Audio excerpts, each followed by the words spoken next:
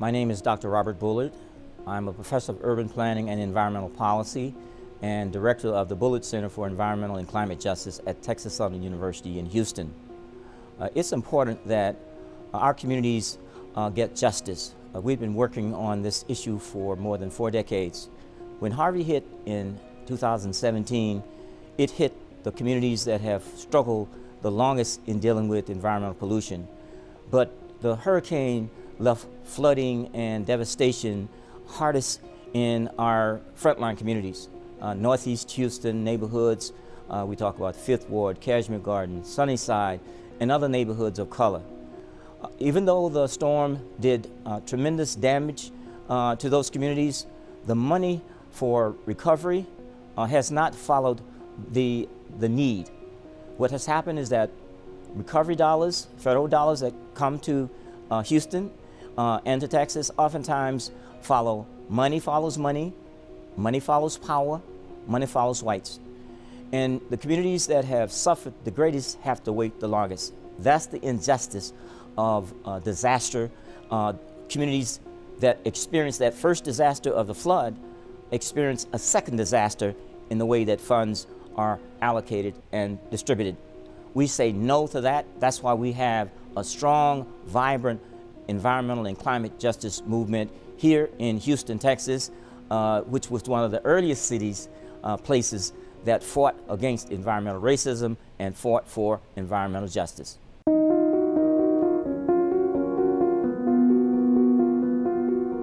This is the first system of its kind directly threatening our area in quite some time. We are going to be dealing with record-setting flooding in multiple regions across the state of Texas. The water came in so suddenly, we didn't have a chance to prepare. Houston was tragically flooded, with highways and roads overfilled with water, which was no longer safe for residents. Since then, we wanted to follow up with residents of the Northeast communities who were widely displaced from the aftermath of Harvey and learn how their lives have changed since then. The Bullard Center at Texas Southern University and the Northeast Houston Redevelopment Council has reached out to community members and groups to learn their feedback. There was no response. There's still not any response. I'm still fighting now. Black and brown neighborhood, they're not gonna do anything for us. Nobody came from the city nor the organizations immediately after. They're not really doing anything to help you. We noticed immediately that the city, the state, and the federal government were not coming to us as soon as they were going to other places. We're last. It's not a response time. We're the last one to get the help. And what I found out is that here in this neighborhood, they don't come and help you. They often think that people like us and our black counterparts are lower educated, in the lower income finance bracket. They're not economically viable, so therefore they're not worth helping. People find reasons not to help those that are poor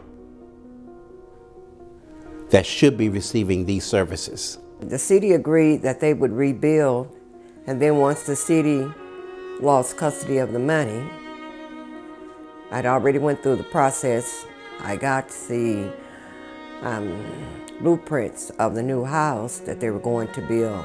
And once the GLO took over, they deemed me ineligible. The city, they should have gotten more funding from the federal government and allocated not through the state, not through Greg Abbott's office, and definitely not through the GLO.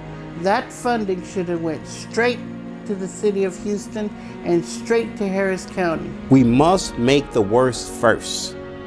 We must take time to care about those that may look different than us, speak different than us, and have a different ideology than we do. I think the focus should have been, knowing the area had been flooded, I think they should have come out and inspected us individually and saw what our needs were and offered to assist us. But they didn't do that. They don't want to give us no help, so we have historically, this has been our thing because we are adaptable people. We know how to survive. General Land our office needs to give us what is owed. That money was supposed to go to black and brown communities, but like I said before, they always tend to marginalize us. They devalue us. There are so many 5 years later, that are still waiting for help. They still have their paperwork in. They're still being denied. It's not fair, it's not right. I don't think that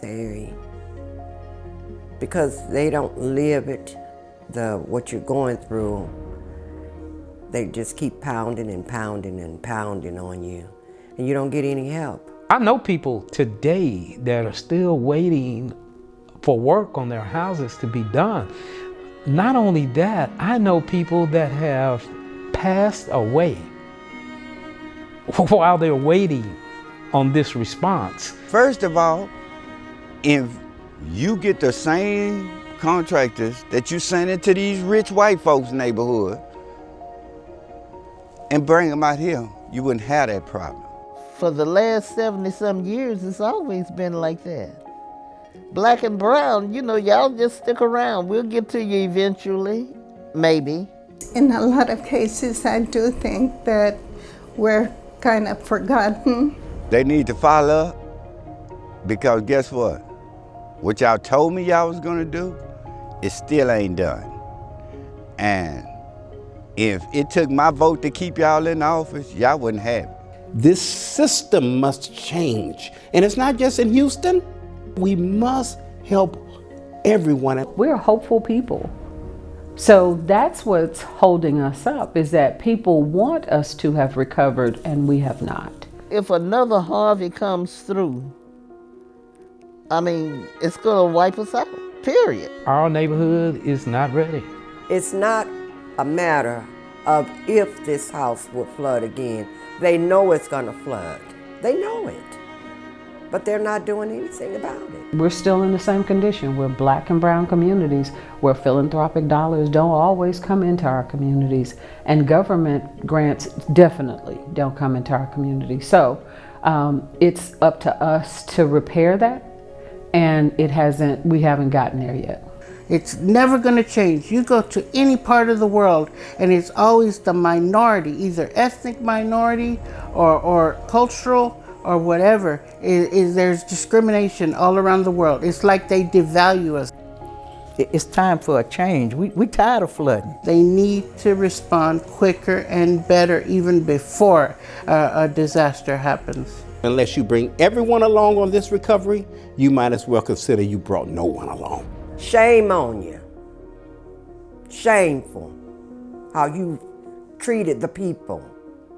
Shame on you. We need help. We need help. And now it's time for action. Our homes have still not been repaired or replaced in great numbers. The funding has been dispersed, and we have no real resolution to the issues that plague our communities.